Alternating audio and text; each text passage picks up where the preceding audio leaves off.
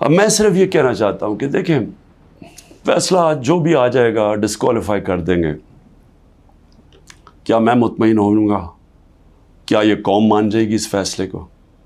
سب کو پتہ ہے کہ یہ 200 تقریباً کیسز ہیں، مقصد صرف ایک ہے، کسی طرح عمران خان کو راستے سے ہٹایا جائے، کسی طرح تحریک انصاف کو ختم کیا جائے۔ یہ سب کو پتہ ہے یہ کیا ہو رہا ہے۔ 9 مئی جب بھی انشاءاللہ کسی دن اس ملک میں آزادانہ تحقیقات ہوں گی، 9 مئی پہ چیزیں سامنے آ جائیں گی۔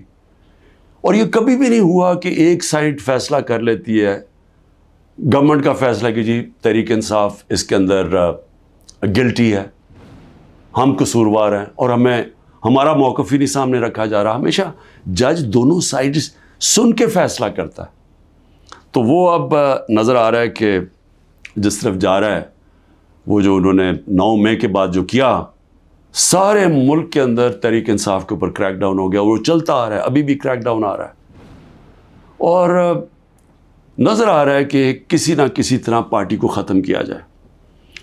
اب جو بھی یہ کر رہے ہیں کریک ڈاؤن، سارے جو بھی لوگ اس کے پیچھے ہیں، کیا ان کو یہ پتہ نہیں ہے کہ پارٹی تب ختم ہوتی ہے جب اس کا ووٹ بینک ختم ہوتا ہے؟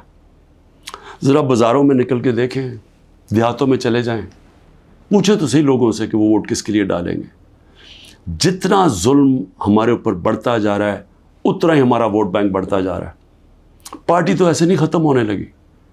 تو اب پارٹی کی اس وقت 70 سے 80% اس وقت پاکستان میں اس کی ایکسیپٹیبلٹی ہے، یعنی لوگ اس کے ساتھ ہیں۔ تو جو ایک وہ نظام آ رہا ہے جو کہ 70 سے 80% لوگوں کی رائے کو ختم کرنا چاہتے ہیں، اور ایک اور کوئی نظام لینا چاہتے ہیں، کیا ہمیں اندازہ ہو رہا ہے کہ ہم ملک کو کس طرف لے کے جا رہے ہیں؟